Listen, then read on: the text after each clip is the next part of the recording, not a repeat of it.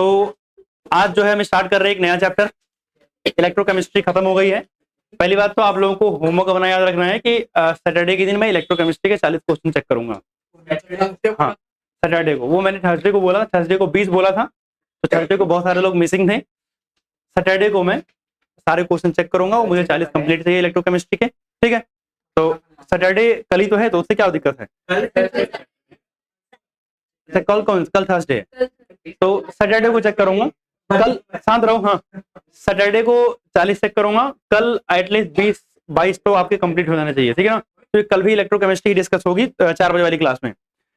तो अभी चलते हैं हम, और आज जो हमारा टॉपिक है उसका नाम है केमिकल काइनेटिक्स। क्या नाम है? Chemical kinetics.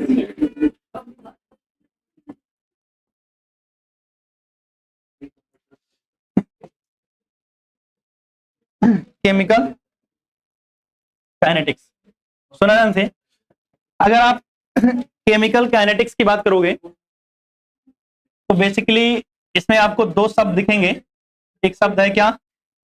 केमिकल, और एक दूसरा शब्द क्या है? काइनेटिक्स। काइनेटिक्स का मतलब क्या होता है? मोशन। क्या होता है? मोशन, या मैं बोल सकता हूं स्पीड। चलेगा? मोशन, या मैं बोलूं क्या है? स्पीड। ठीक है, अब हम केमिस्ट्री पढ़ रहे हैं, फिजिक्स नहीं पढ़ रहे हैं कि वेलोसिटी और स्पीड में हम बहुत डिफरेंशिएशन करेंगे। जैसे जब आप केमिस्ट्री पढ़ते हो तो मास और वेट में भी बहुत डिफरेंशिएशन नहीं करते हो, तो कुछ चीजें हैं जो हम चलेंगे, तो यहाँ फिजिक्स मत लगाना ज्यादा। ठीक है ना? हाँ, तो अगर हम बात करें तो ये क्या है? केमिकल का मतलब यहाँ है केमिकल रिएक्शन से। तो आपको नाम से ही पता चल रहा होगा कि यहाँ पर हम कहीं ना कहीं केमिकल रिएक्शन के स्पीड की बात करने वाले हैं, कि कोई केमिकल रिएक्शन कितना फास्ट हो रही है या कोई केमिकल रिएक्शन कितना स्लो हो रही है, उससे रिलेटेड बातें हम यहाँ करेंगे। तो सिंपल शब्दों में अगर आपसे कोई पूछता है केमिकल काइनेटिक्स क्या है, तो भैया स्टडी ऑफ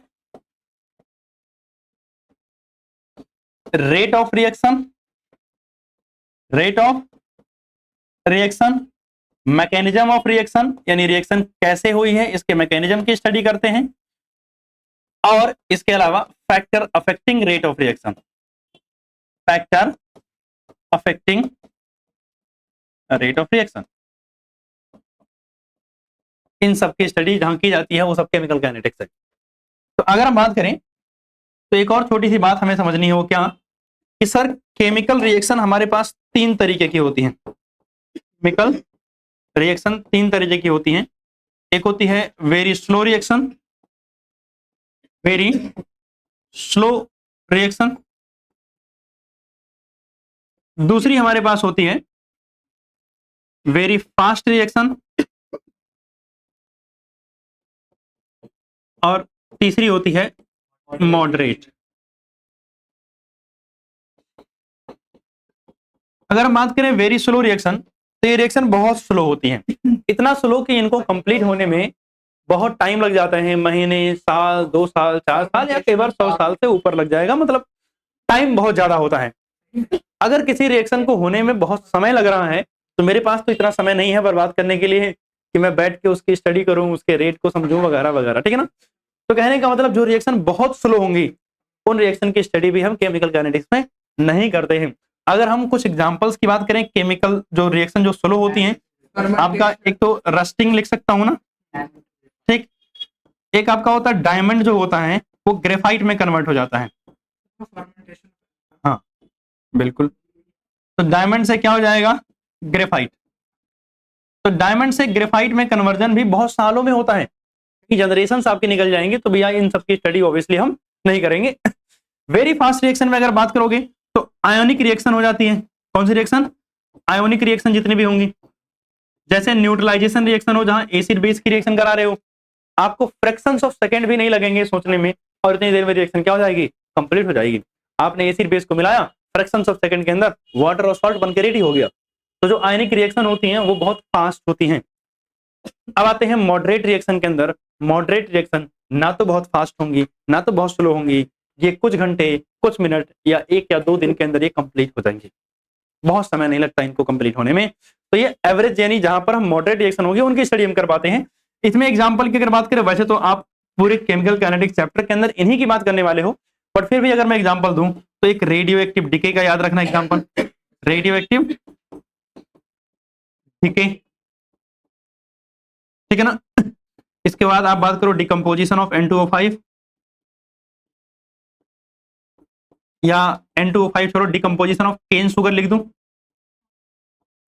केन शुगर समझते हो ना, गन्ना, और गन्ने के अंदर कौन शुगर होती है, सुक्रोज होता है। तो इन सब का डिकम्पोजिशन वगैरह ये मॉडरेट रिएक्शन के अंदर आते हैं, और इनकी स्टडी यानी मॉडरेट रिएक्शन की स्टडी कहाँ की जाती है, केमिकल काइनेटिक्स के अंदर की जाती है। तो पहले आपको ये आइडिया लग गया कि केमिकल काइनेटिक्स क्या है और केमिकल काइनेटिक्स में हम पढ़ने क्या वाले हैं, ठीक। हाँ, दो मतलब ठीक है, वही है, ठीक है ना। क्योंकि हम इन्वर्जन क्यों बोलते हैं, क्योंकि इन्वर्टेज एंजाइम इस्तेमाल करते हैं, इसी वजह से इन्वर्जन हम उसको बोलते हैं, ठीक है ना। तो अगर मैं आगे चलूं तो जैसा कि सबसे पहला टॉपिक हमारा होगा रेट ऑफ रिएक्शन। क्या होगा, रेट ऑफ रिएक्शन। चलो, तो हमारे पास सबसे पहला टॉपिक जो आ रहा है उसका नाम क्या है, rate of reaction. Rate of reaction, जिसको हम प्यार से ROR बुलाएंगे, ठीक है ना। रेट ऑफ रिएक्शन क्या होता है भाई साहब, आप खुद बताओ sir. ROR is equal to minus का change in concentration, change in concentration of reactant, reactant upon में चेंज इन टाइम, अपॉन में चेंज इन टाइम। सिंपल सी बात है, अगर मेरे पास एक रिएक्टेंट था, इससे क्या बन रहा था, प्रोडक्ट बन रहा था। इनिशियली जब मैंने ये रिएक्टेंट लिया था तो मान लिया इसके 10 मोल रहे होंगे, कुछ समय के बाद 5 मोल बचे हैं, तो कितने समय में ये 5 मोल 10 मोल से 5 मोल हुआ है, इसी को तो हम रेट बोलते हैं। रेट क्या होता है, change per unit time, that is the rate. तो वही हिसाब से रिएक्टेंट की कंसंट्रेशन में जो चेंज आएगा और पर यूनिट टाइम, उसे हम क्या बोलते हैं, रेट ऑफ रिएक्शन बोलते हैं। या फिर यही बात तो हम ऐसे भी बोल सकते हैं, change in concentration of product, change in concentration of product upon में चेंज इन टाइम, अपॉन में चेंज इन टाइम। अब जैसे मैंने अभी लिखा था, मेरे पास एक रिएक्शन है जहां रिएक्टेंट से क्या बन रहा है, प्रोडक्ट बन रहा है। तो अगर मुझे ROR यानी इसका रेट ऑफ रिएक्शन लिखना हो तो minus change in concentration of reactant, concentration square bracket से लिखा जाता है, अपॉन में चेंज इन टाइम यानी delta T is equal to change in concentration square bracket product upon में delta T, that will be the formula of rate of reaction. सही बात है। ये माइनस साइन हमने क्यों लगाया है, माइनस साइन इसलिए लगाया है क्योंकि रेट कभी भी नेगेटिव नहीं होता है। तो सर रेट नेगेटिव कैसे आ जाएगा, आप सोचो, अगर आपने स्टार्टिंग में 10 लिए हों, 10 मोल, और कुछ समय के बाद 5 मोल बचे हों, तो आपको पता है जब आप चेंज निकालते हो तो फाइनल माइनस इनिशियल निकालते हो, तो आप 5 माइनस 10 करते हो तो कितना आता, -10 आता, और अगर टाइम से डिवाइड करोगे तो आंसर माइनस में आता। तो आंसर माइनस में आता तो रेट नेगेटिव नहीं होता है, इसी वजह से वो पॉजिटिव हो जाए, हमने पहले से एक माइनस साइन लगा दिया है, ठीक है ना। तो अगर आपसे कभी पूछे कि भैया ये क्यों लगाया है, तो भैया because rate can't be negative, rate can not be negative, यानी रेट कभी नेगेटिव नहीं हो सकता, इसी वजह से हमने लगाया। और अगर मुझे डेल्टा R निकालना हो, क्या निकालना हो, change in concentration of R, तो याद रखना कंसंट्रेशन ऑफ रिएक्टेंट फाइनल और कंसंट्रेशन ऑफ रिएक्टेंट इनिशियल। और अगर आपको change in concentration of product निकालना हो तो concentration of product final minus concentration of product initial, याद रखना है। टाइम निकालना हो चेंज तो क्या होगा, T2 माइनस T1 यानी final minus initial, final minus initial. नहीं, माइनस साइन क्यों नहीं आएगा, क्योंकि भैया ये 0 रहा होगा तो 10 बनेगा, चेंज इसका पॉजिटिव है। नहीं, प्रेशर नहीं है, प्रोडक्ट है, मैं कितनी बार बोल रहा हूँ बीच बीच में, ये प्रेशर नहीं है, क्या है, प्रोडक्ट, ठीक है ना। तो change in concentration of product T2 minus T1, ठीक है ना। क्लियर है बात यहाँ तक। अब मेरी बात सुनो ध्यान से, अगर मैं इसकी SI यूनिट निकालने चलूँ, क्या निकालने चलूँ, SI यूनिट, बताओ क्या होनी चाहिए? सुना ध्यान से, इनमें यूनिट्स वगैरह बहुत इंपॉर्टेंट है, तो ध्यान रखना है। ऊपर क्या है? कंसंट्रेशन है। अरे कंसंट्रेशन में चेंज निकालूं तब भी तो कंसंट्रेशन ही रहेगा। अरे कितना घटा कितना बढ़ा, अल्टीमेटली जो रिजल्ट आएगा वो कंसंट्रेशन ही है। और कंसंट्रेशन की यूनिट क्या होती है? मोल पर लीटर होती है। और नीचे क्या है? टाइम। और टाइम किसमें होता है? सेकंड में। जैसे यूजुअली तो हम सेकंड में लेंगे, पर सेकंड। बट अगर ऐसा यूनिट नहीं लिख रहे हो तो आप और क्या लिख सकते हैं? मोल पर litre per unit time. Per unit time मतलब जो मैंने लिखा, तो वो टाइम सेकंड में, मिनट में, आवर्स में, दिन में, घंटे में, ईयर में, जो आपको लिखना आप लिख लो। आपकी चॉइस है, टाइम की जो भी पॉसिबिलिटीज हैं आप लिख सकते हो। बट हाँ, जब एसआई की बात होगी तो मोल पर लीटर पर सेकंड होगा। क्या? हाँ लिख सकते हो, बिल्कुल सही बात है। मोल पर लीटर क्या होता है? मोलर होता है। तो भैया कैपिटल एम हम लिख देंगे और पर सेकंड लिख देंगे, या फिर कैपिटल एम लिख देंगे, पर यूनिट टाइम लिख देंगे। बिल्कुल लिख सकते हैं, सब कोई दिक्कत थोड़ी है। मोल पर लीटर का मतलब क्या? मोलर ही तो होता है, तो आप लिख सकते हो बिल्कुल। आगे चलो, अगर मैं आगे चलता हूं तो अब सुना ध्यान से, यही चीज हो सकता है जो मेरे पास रिएक्शन थी वो गैसियस रिएक्शन थी। भैया ये रिएक्टेंट भी गैस में था, ये प्रोडक्ट भी गैस में था, तो इस केस में कंसंट्रेशन नहीं, प्रेशर की बात होगी। किसकी बात होगी? प्रेशर की बात होगी। तो जब प्रेशर की बात होगी तो rate of reaction is equal to क्या आएगा? Change in pressure of reactant. PR लिखा मतलब प्रेशर ऑफ रिएक्टेंट अपॉन में चेंज इन टाइम, और यहां माइनस साइन लग जाएगा क्योंकि रिएक्टेंट की बात हो रही है। Is equal to change in pressure of product upon में चेंज इन टाइम। तो ये क्या है? प्रेशर ऑफ प्रोडक्ट है, क्योंकि यहां पीपी है तो कोई कंफ्यूजन ना हो, मैं लिख रहा हूं प्रेशर ऑफ प्रोडक्ट, ठीक है ना। और ये प्रेशर ऑफ रिएक्टेंट है। अगर आप इसकी यूनिट की बात करोगे तो सर प्रेशर तो किसमें होता है? एटीएम में ज्यादातर हम मेजर करेंगे तो एटीएम हो जाएगा, और उसके बाद टाइम है तो एटीएम, और क्या हो जाएगा? टाइम इनवर्स हो जाएगा। क्लियर बात है? ATM time inverse. अब अगर टाइम सेकंड में है तो सेकंड इनवर्स हो जाएगा, या मिनट आवर जो भी है उसमें आप इसको लिख सकते हो। तो इन टर्म ऑफ प्रेशर हो गया, ठीक है ना। रेट ऑफ रिएक्शन का ग्राफ आपको थोड़ा आइडिया होना चाहिए। अगर मैं इधर ले लूं कंसंट्रेशन ऑफ प्रोडक्ट ले लूं, और अगर मैं इधर ले लूं कंसंट्रेशन ऑफ रिएक्टेंट, तो अगर हम बात करें तो प्रोडक्ट लगातार क्या हो रहा है? बन रहा है, तो ये प्रोडक्ट का ग्राफ कुछ इस तरीके से होगा। और रिएक्टेंट लगातार कम हो रहा है, तो रिएक्टेंट पहले ज्यादा था, तो अब कम हो रहा है, तो धीरे धीरे क्या हो जाएगा? कम होता हुआ जाएगा।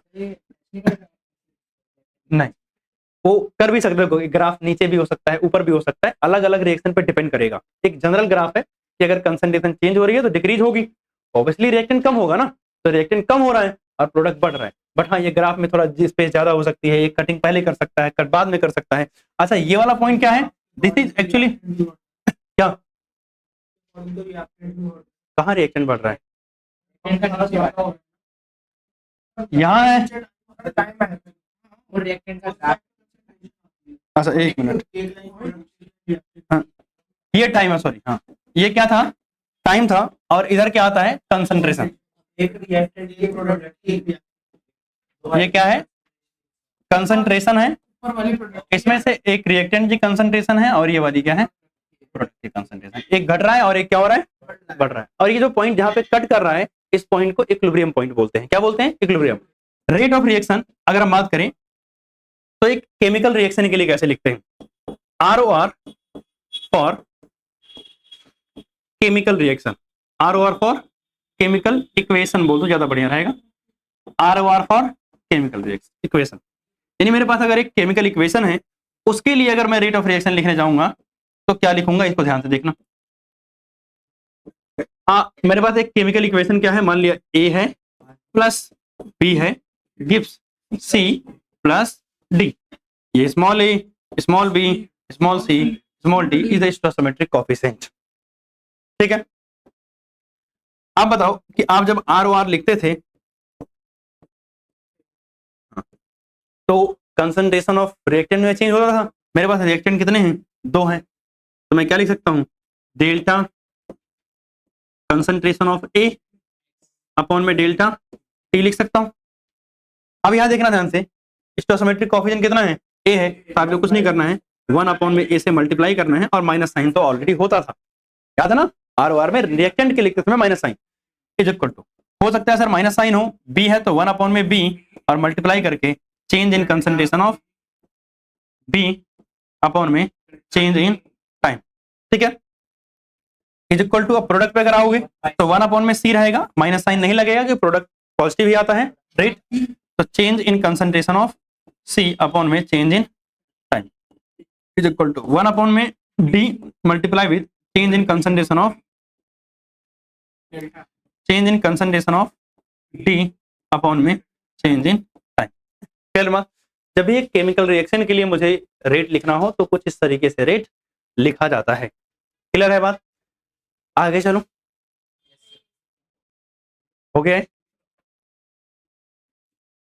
अब सुना ध्यान से, अब यहीं से कुछ क्वेश्चन जो बनते हैं वो क्या है, वो एक बनेंगे ROD यानी रेट ऑफ डिकम्पोजिशन, ROD, चलो ठीक है, एक आएगा ROF यानी रेट ऑफ फॉर्मेशन, या फिर आएगा ROA यानी रेट ऑफ अपीयरेंस।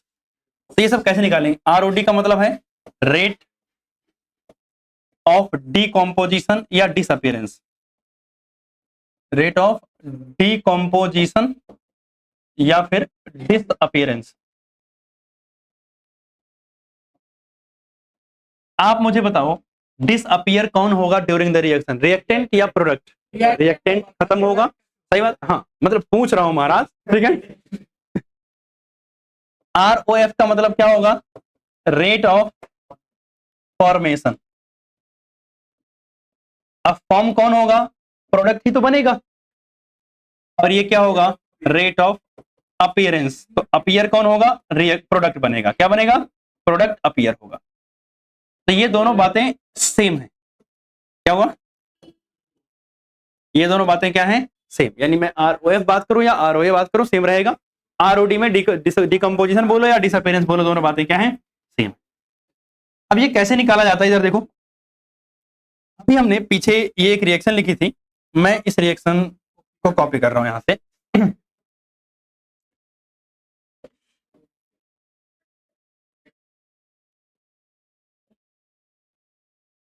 अगर आप इस रिएक्शन के अंदर देखो ध्यान से, तो ये रेट ऑफ रिएक्शन है, ये क्या है? Rate of reaction.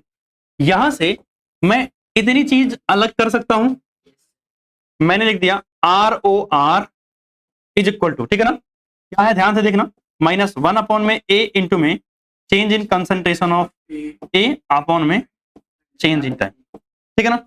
अब मैंने क्या किया, ROR और मल्टीप्लाई इसमें कर दिया A से, तो बचा क्या इधर? माइनस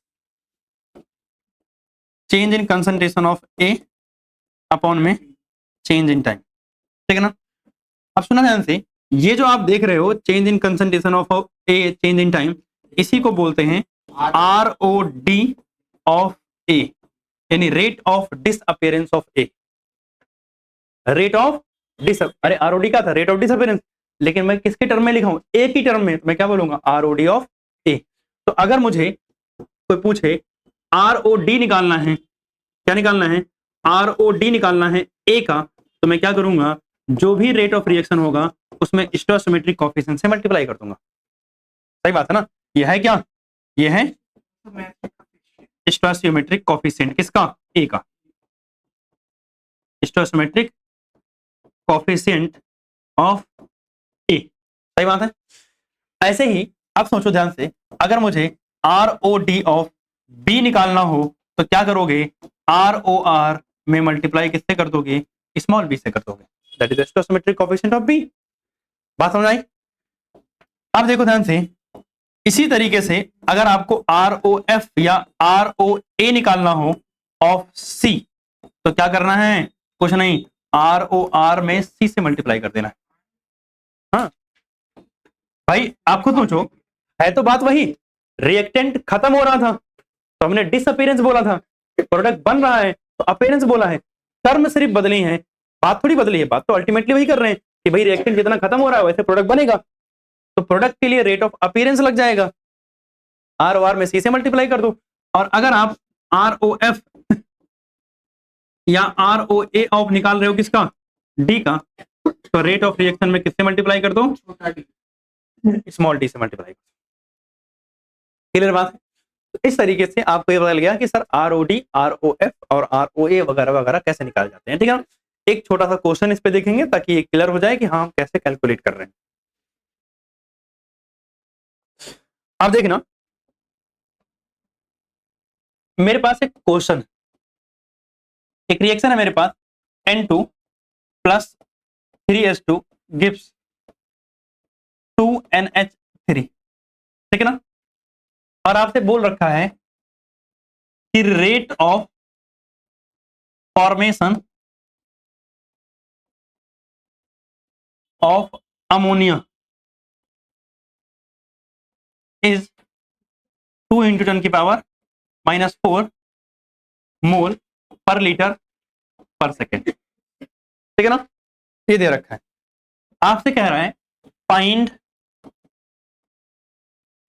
क्या क्या, RO पूछ रहा है ROR, B आपसे पूछ रहा है ROD ऑफ N2, और पूछ रहा है C आपसे ROD ऑफ H2।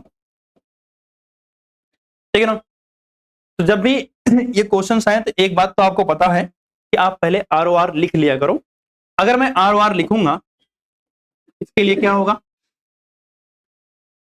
माइनस का change in concentration of N2 upon में चेंज इन टाइम होगा इज इक्वल टू 1 अपॉन में 3 माइनस रहेगा इंटू में change in concentration of H2 upon में चेंज इन टाइम रहेगा इज इक्वल टू, अगर इसका लिखोगे तो change in concentration of NH3 upon में चेंज इन टाइम। क्या बिल्कुल वैसे ही लिखा जैसे पीछे हम लिख रहे थे। ठीक है ना, हाँ अब सुनना मेरी बात ध्यान से, थोड़ा समझाने के लिए भी आसानी होती है इसलिए मैं कर रहा हूँ। बहुत सारे लोग पहली बार पढ़ रहे होंगे या भूल गए होंगे अब तक, तो समझ में आ जाए। ऐसा थोड़ी है कि मतलब एक बार पढ़ लिया तो मैं, आपने देखा होगा तो मैं फॉर्मेलिटी नहीं कर रहा हूँ, मैं आपको प्रॉपरली ही समझा रहा हूँ। यहां तक की बात हो गई। अब सुना ध्यान से, आपको दे क्या रखा है, रेट ऑफ फॉर्मेशन दे रखा है। रेट ऑफ फॉर्मेशन क्या होता है, सिर्फ सब कुछ सेम होता है, स्टोइकोमेट्रिक कोएफिशिएंट नहीं होता है। तो आपको पता है अगर आप rate of formation of NH3 लिखते सर क्या होता, change in concentration of NH3। NH3 क्या है, प्रोडक्ट है ना, तो प्रोडक्ट में माइनस साइन तो आता नहीं है, और change in time, this is actually merit of formation. और इसकी वैल्यू मुझे कितनी दे रखी है, 2 इंटू 10 की पावर -4 दे रखी है। आप बताओ ROR निकालना है, चाहे ये इस्तेमाल करके निकालो, ये करो निकाल सकते हो ना। तो मैं तो लास्ट वाला इस्तेमाल करूंगा क्योंकि मुझे इतनी वैल्यू, यानी ये वैल्यू मुझे पता है ना, सही बात है। तो अगर मैं ROR निकालने जाऊंगा तो ROR इज इक्वल टू क्या हो जाएगा, 1 अपॉन में 2 इंटू में चेंज इन कंसंट्रेशन, यानी ऐसे बोल दूं ROF ऑफ NH3 बोल सकता हूं, सही बात। तो मुझे 1/2 और इसका क्या पता है, 2 इंटू 2 10 की पावर -4, आंसर कितना आ गया, 10 की पावर -4 मोल पर लीटर पर सेकेंड। सही बात है। अब आप मुझे बताओ अगला क्वेश्चन क्या पूछ रहा है, ROD of N2, ROD of N2। आपको R और बदल गया, आपको किसका निकालना है, N2 का निकालना है। तो अगर आप लिखोगे तो सर ये जो दिया हुआ है ये एक्चुअली में क्या है, ROD तो है, स्टोइकोमेट्रिक कोएफिशिएंट है ही नहीं।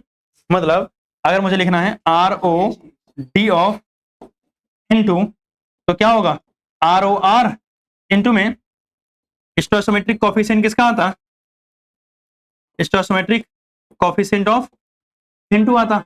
क्या N2 है, यहाँ N2 का कुछ कोएफिशिएंट है ही नहीं, तो सीधा सीधा ROR कितना है, 10 की पावर -4 और ये 1 है, सीधा आ जाएगा 10 की पावर -4 मोल पर लीटर पर सेकेंड। सही बात है, क्या हुआ, बात समझ में आई।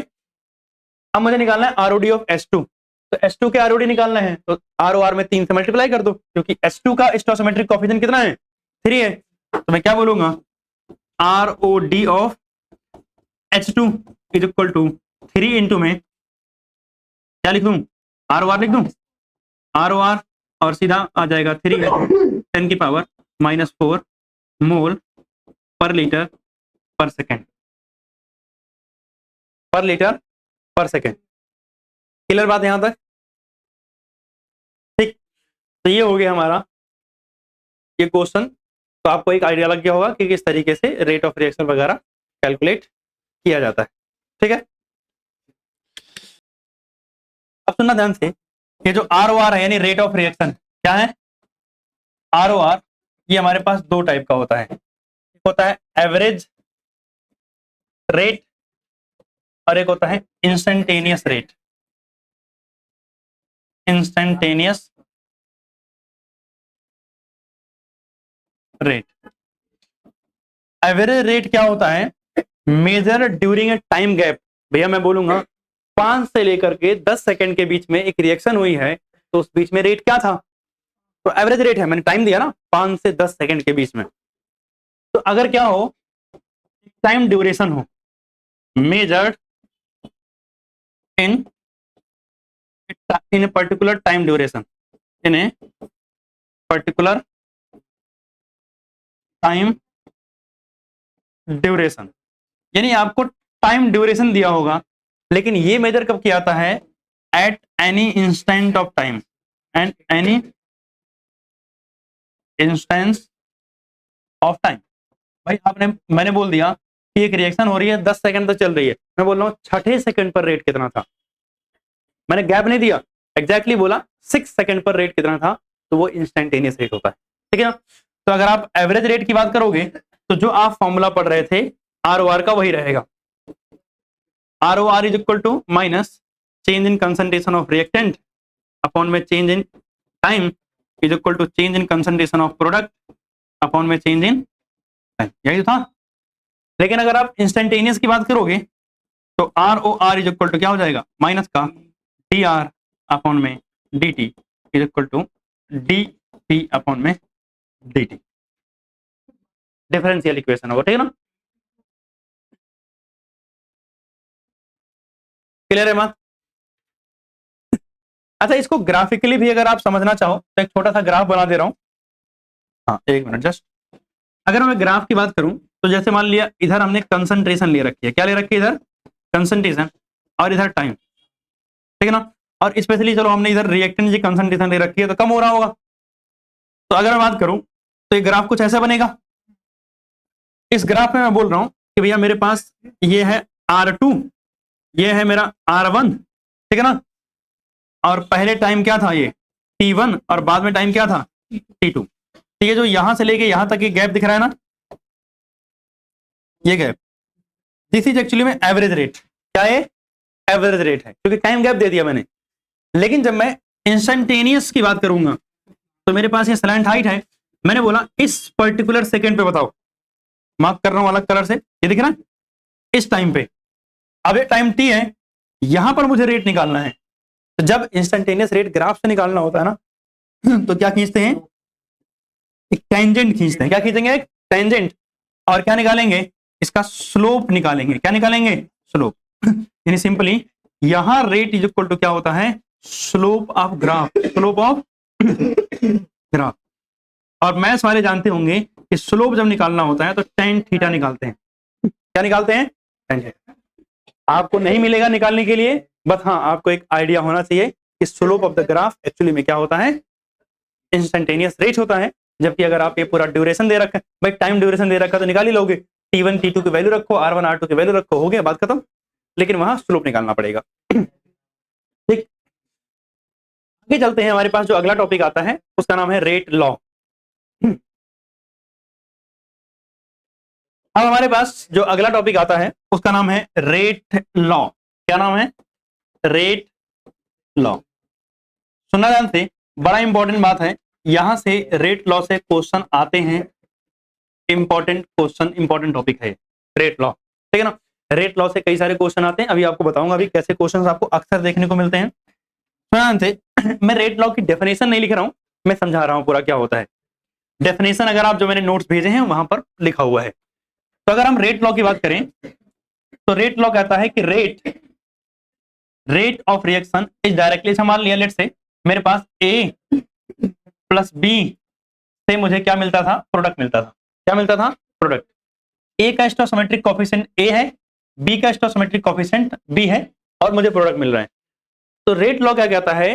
Rate of the reaction is directly proportional to product of the concentration of reactant raise to the power some coefficient, लेकिन वो कोफिशिएंट जरूरी नहीं है कि किसके बराबर हो, स्टोइकोमेट्रिक कोफिशिएंट के। क्या मतलब हुआ सुना यहाँ से, आप बताओ कंसंट्रेशन ऑफ ए और कंसंट्रेशन ऑफ बी। तो पहली बात क्या कहता है कि rate of reaction directly proportional to product of concentration of reactant. दो रिएक्टेंट थे, दोनों के कंसंट्रेशन का प्रोडक्ट। फिर बोलता है the raise to the power some coefficient, और वो कुछ कोफिशिएंट जो हैं वो किसके बराबर नहीं होते हैं, ए और बी के बराबर नहीं। मतलब x is not equal to A and y is not equal to B. ये बात ध्यान रखना है, स्टोइकोमेट्रिक कोफिशिएंट नहीं होते हैं। तो ये जो x और y जो होता है ये कैलकुलेट किया जाता है, कैलकुलेटेड एक्सपेरिमेंटली, कैलकुलेटेड एक्सपेरिमेंटली, ये एक्सपेरिमेंटली कैलकुलेट करते हैं। तो सुनना ध्यान से मेरी बात, ये वैल्यू आपको दी होगी या इस वैल्यू को निकालने के लिए कुछ ना कुछ तरीका आपको बताया होगा। अब मेरी बात सुनो ध्यान से कि सर ये वैल्यू सेम तो नहीं होती, लेकिन कुछ केसेस में ये वैल्यू सेम हो जाती है।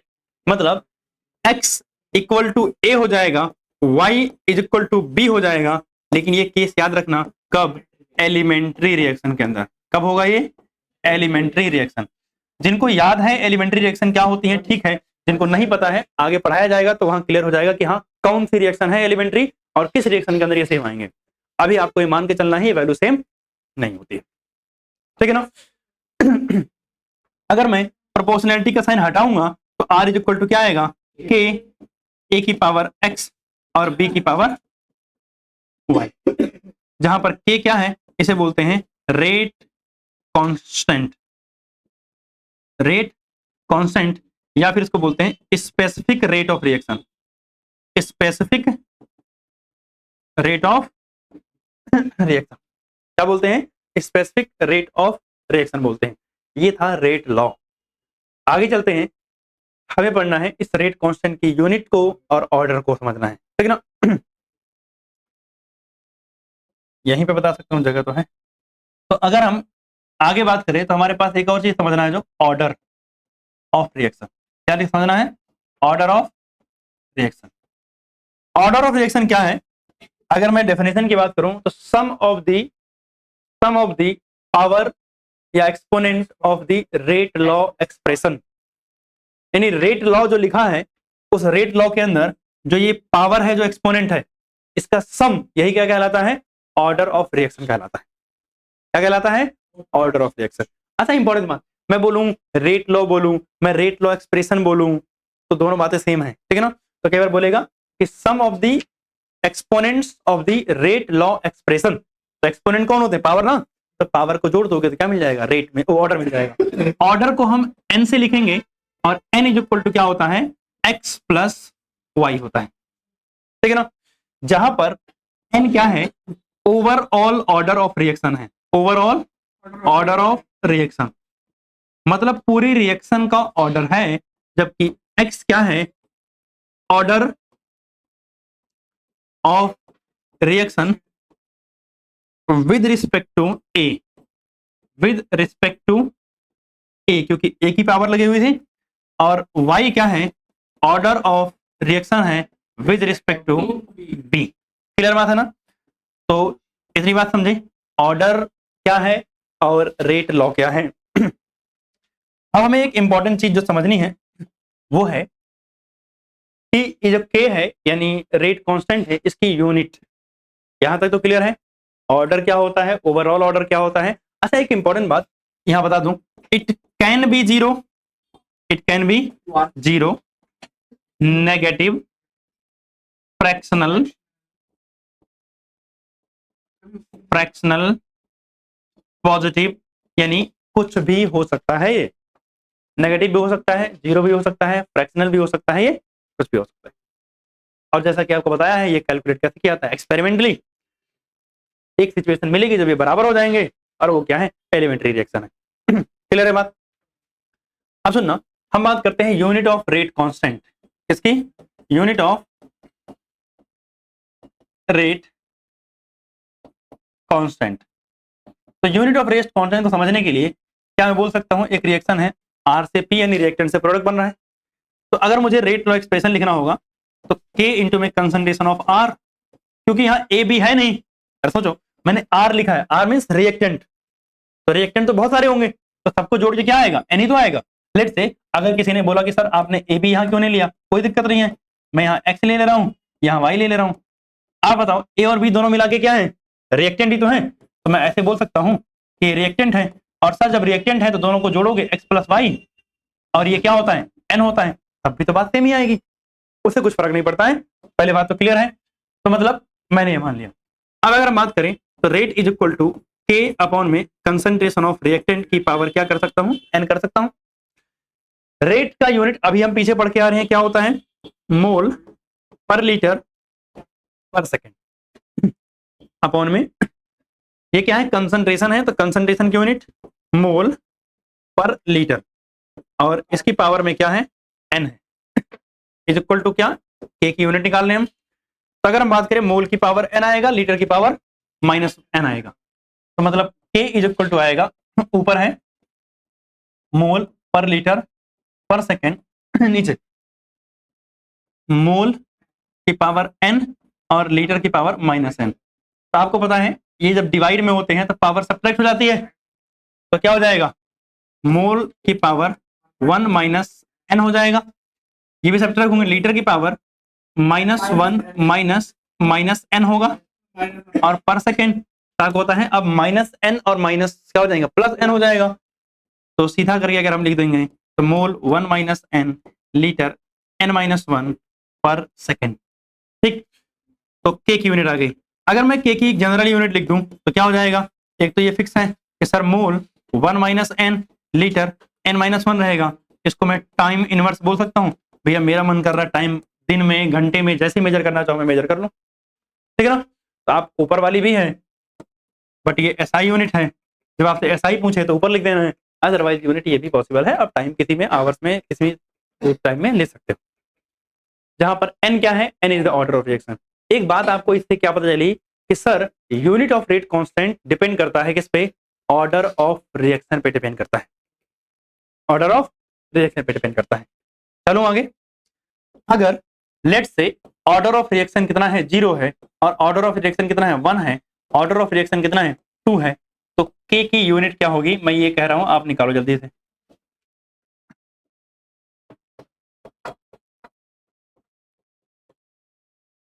K की यूनिट क्या होगी अगर ऑर्डर ऑफ रिएक्शन आपको दे रखे हैं।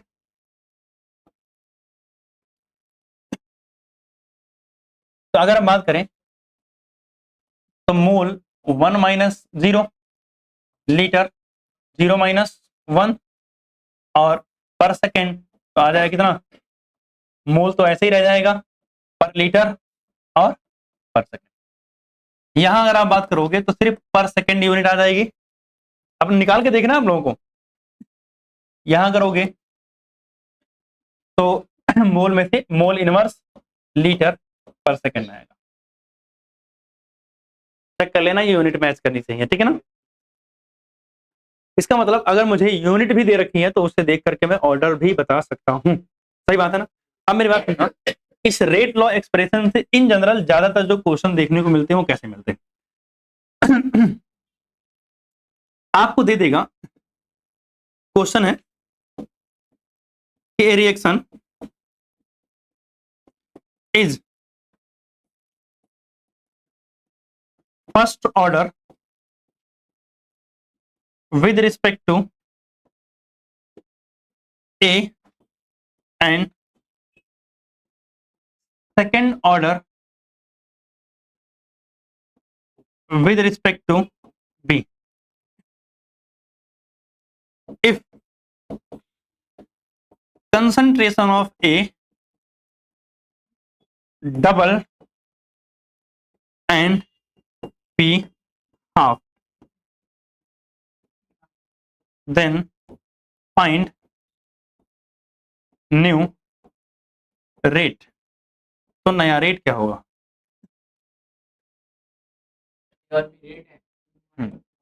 ए एंड बी रिएक्टेंट है, तो भाई साहब अगर हम मैं कह रहा हूं कि इसके रिस्पेक्ट में फर्स्ट ऑर्डर, उसके रिस्पेक्ट में सेकंड ऑर्डर से क्या होगा, रिएक्टेंट ही तो होगा। अब ध्यान से सुनना, अगर आप कभी रेट लिखने जाओगे तो sir R is equal to लिखोगे के ए की पावर एक्स बी की पावर वाई, क्योंकि सर रिएक्टेंट ए और बी ही तो बता रखा है, लेकिन इस क्वेश्चन में बता रखा है with respect to A first order है, तो मतलब एक्स की वैल्यू कितनी है, 1 है। अगर दिक्कत है तो पहले लिख दो भाई यहाँ पे, यहाँ एक्स की वैल्यू कितनी है, 1 है, और वाई की वैल्यू कितनी है, 1/2 है, सेकंड है, सॉरी 2 है। तो आर इज इक्वल टू क्या आ जाएगा, के ए तो ऐसे ही रहेगा और बी का स्क्वायर हो जाएगा। सही बात है। अब मुझसे कह रहा है कि हमने बी की ए की कंसंट्रेशन क्या करती है, डबल। अब बताओ न्यू कंसंट्रेशन ऑफ ए कितनी होगी, अगर मैं इसको ए डैश मान लूं, नई कंसंट्रेशन को ए डैश मान लूं, तो ए डैश नई कंसंट्रेशन तो 2 times of A an initial concentration double हो गई है। और इसने बोला है कि बी का हमने क्या कर दिया, हाफ, तो B dash is equal to क्या जाएगा, 1/2 ऑफ कंसंट्रेशन ऑफ बी। सही बात है ना। अगर मैं नया रेट लिखूंगा तो सर नया रेट इज इक्वल टू होगा के कंसंट्रेशन ऑफ ए डैश, सही बात है ना, और कंसंट्रेशन ऑफ बी डैश, इसकी पावर 1 ही रहेगी, इस पे स्क्वायर आएगा क्योंकि ऑर्डर तो वही है ना। अब मेरी बात सुनो ध्यान से, अगर मैं ए डैश की वैल्यू पुट कर दूं तो क्या हो जाएगा, के ए डैश की वैल्यू किसके 2a के बराबर है, तो कितना हो जाएगा 2a। सही बात है। और अगर आप बी डैश की वैल्यू पुट करोगे तो 1/2 बी, और इस पे क्या लगा हुआ है, स्क्वायर लगा हुआ है। सही बात है ना। यानी बी डैश की जगह 1/2 बी लिख दिया और ए डैश की जगह 2a लिख दिया, ठीक है ना। तब क्या होगा कि यहां से अगर मैं 2 बाहर निकाल लूंगा तो क्या जाएगा, 2 यहां अलग कर दिया, ए ऐसे रहने दिया, यहां 1/4 बाहर कर दिया और पी स्क्वायर ऐसे रहने दिया। अब अगर मैं नंबर से अलग कर लूं तो 1/4 1/2 मतलब 2, तो इससे कट करोगे कितना आ जाएगा 1/2, यानी 1/2 के इंटू में concentration of A and concentration of B का स्क्वायर। देख लो एक बार, अगर किसी को कोई समस्या हो, ठीक है, स्क्वायर करके बाहर निकाल लिया था। तो अब बताओ आप मुझे, क्या ये वाला पूरा टर्म आर है ना, तो 1/2 आर है और ये मेरा नया रेट क्या है, आर डैश है, तो मैं बोल सकता हूं new rate will be half of the previous, यानी पहले का हाफ हो जाएगा। तो ऐसे क्वेश्चन बहुत देखने को मिलते हैं कि ये डबल कर दिया, वो ट्रिपल कर दिया, वगैरह वगैरह करके, ठीक है ना। और दूसरे जो क्वेश्चन आपको देखने को मिलते हैं वो क्या है, यूनिट से। किससे मिलेंगे, यूनिट से देखने को मिलेंगे। जैसे अगर मैं एनसीईआरटी से ही कुछ क्वेश्चन की बात करूं तो रुकना, जैसे यहां पर आपको क्या दे रखी है, यूनिट दे रखी है रेट की। अच्छा रेट एक्सप्रेशन दे रखा है। अगर रेट एक्सप्रेशन दे रखा है तो आपको ऑर्डर बताना है। ऑर्डर क्या होता है, n is equal to 1/2 plus 3/2, जोड़ोगे तो कितना आ जाएगा 4/2, यानी कट कर कितना आ जाएगा। तो ऑर्डर क्या है, सेकंड ऑर्डर है। अब यूनिट वाला तो मुझे कहीं दिखा नहीं था तो एनसीईआरटी में, अगर मान लिया ये मोल इनवर्स पर सेकंड है, यहां से मुझे ऑर्डर निकालना है, यही यूनिट दे रखी है के की, क्या है के की यूनिट है, मुझे ऑर्डर निकालना है। तो मैं क्या करूंगा, ऑन कंपेयरिंग, कैसे करना है ये ध्यान रखना, ऑन कंपेयरिंग विद, किसके साथ कंपेयर कर रहे हो, मोल 1 - n लीटर n-1 पर सेकेंड। तो आप किसी को कंपेयर करो, मान मोल की पावर कितनी 1, तो 1 - n इज इक्वल टू कितना हो जाएगा 1 हो जाएगा। मोल को कंपेयर कर लिया, आपका मन करे लीटर को भी कंपेयर कर सकते हो, आपकी मर्जी है। तो अगर मुझे n की वैल्यू निकालनी है तो n को उधर लेके चला जाऊं, n को उधर लेके चला जाऊं ना, तो n उधर जाएगा तो पॉजिटिव हो जाएगा, ये 1 - 1 यानी n इज इक्वल टू कितना आ जाएगा 0। ये कौन सा ऑर्डर रिएक्शन है, 0 ऑर्डर रिएक्शन।